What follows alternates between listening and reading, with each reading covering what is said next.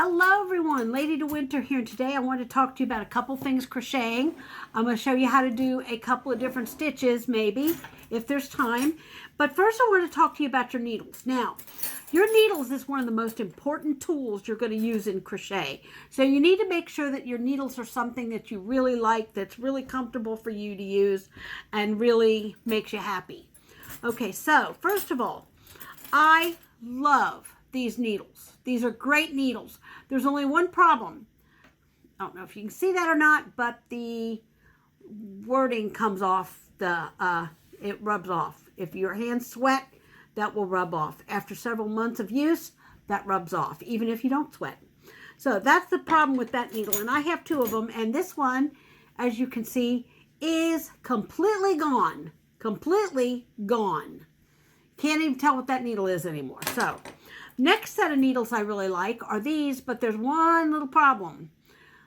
I can't see that. So I have no idea what size this needle is. It's too light for me to see. Now with this one, I can see it okay. But that's going to rub off too after time. Okay. Another problem is I don't like about these needles is they've got a kind of a, they're not smooth under the tip there, right under that tip there.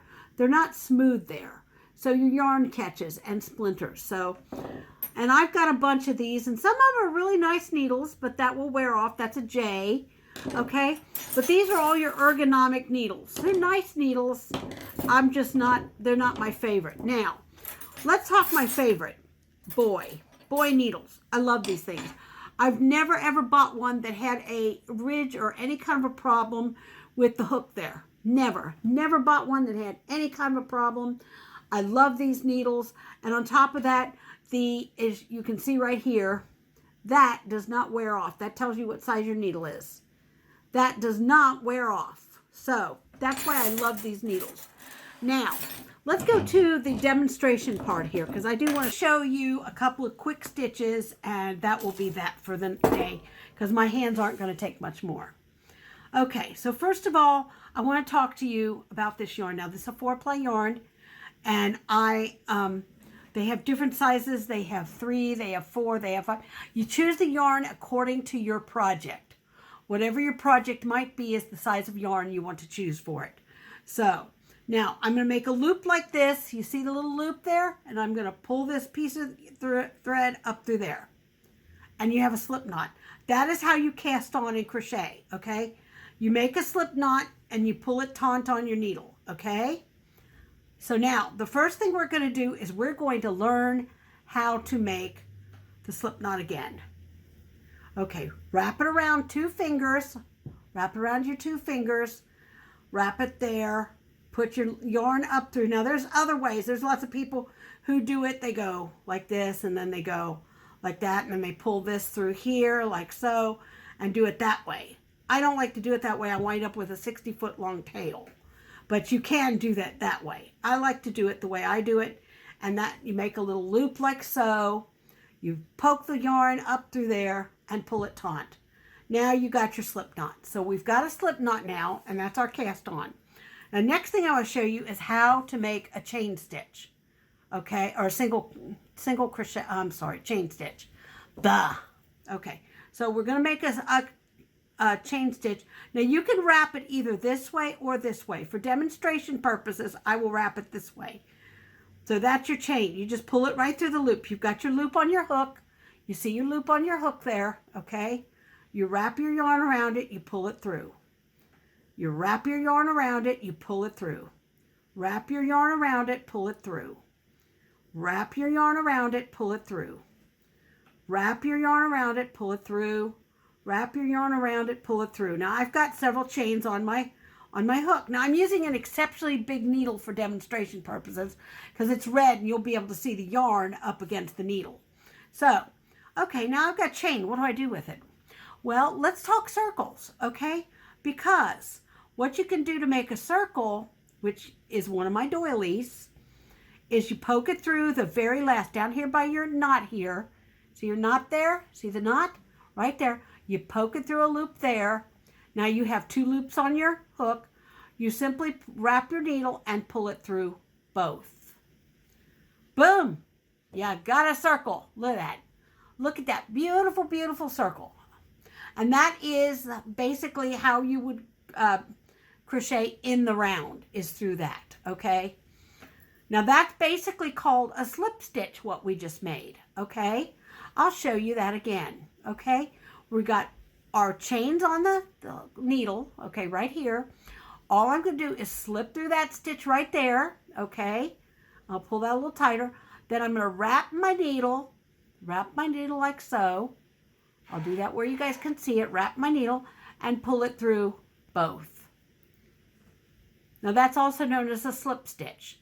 Now, in a lot of projects, and I'm going to make a few more chains here so you guys can see this. In a lot of projects, they tell you to slip stitch your way over to a certain stitch, okay? So let's say they're saying slip stitch over to the third chain from your needle. That would be 1, 2, 3, okay? All you do is you go into that stitch. You got 2 loops on your hook now. You wrap your needle. You pull it through both. Now you've slip stitched your way over, okay? I'll do that again. Got your hook, your loop on your needle. You're going to poke it through the stitch. You're going to simply pull all the yarn through like that. That is a slip stitch. Poke it through, pull your yarn through, slip stitch. Now, sometimes they'll tell you to go through like that. Sometimes they won't. It just depends. So, now let's see. The next stitch I wanted to show you was the single crochet.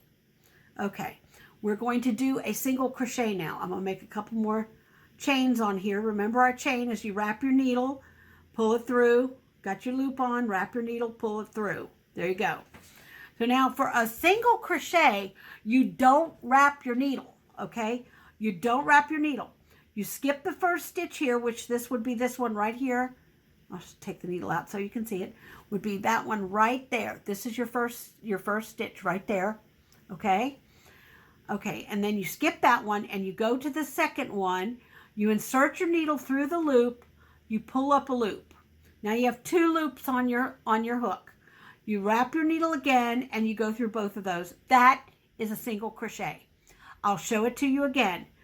You go through one of the chains. You wrap your needle, you pull it through, you wrap it again, you pull it through both. That is a single crochet. And what happens when you do this is you get a nice little, oh, that was a double saw. You get a nice little foundation. This is known as a foundation row, okay? Your chain stitches, your foundation row. So let's go through here, poke through, wrap needle, come through both loops. Don't wrap needle, poke through, now wrap your needle, go through both. I am not a crochet instructor, guys. I have never been a crochet instructor. But that's basically the lowdown on how to make a few simple stitches. Most everything you make in crochet, folks, is going to take a chain stitches. Just about everything you make is going to take this. So you'll want to make sure that you know how to do this one well. There's hundreds of thousands of YouTube videos on how to make a chain stitch.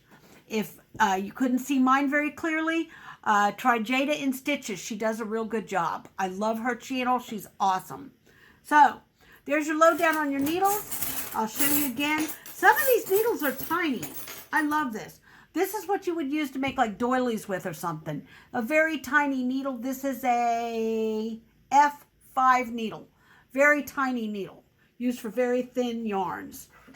Here's another very tiny needle. This one's another doily needle. This one is a D3. You see, they're so tiny. Look at how little they are compared to the one I was crocheting with, which is this one. So, but you can get needles in all sizes. Make sure you have a good array of needles so that when you make a project, you don't have to run out to the store because the project says, oh, you need a J needle, and you don't have a J needle. Or the project says, oh, I need a G needle, and you don't have a G needle. Usually you can buy a kit with one of each needles in it, and that's what I recommend. So, until next time, everybody, we're going to repurpose this coffee cup and stick all my needles in here because that's what I do. I repurpose things, It's broken, but I love Hedwig, so Hedwig stays forever and ever and ever. So until next time, this is Ladies of Winter reminding you you're never too old to learn something new. You are never, ever, ever, ever, ever, ever too old to learn how to crochet. Bye-bye for now.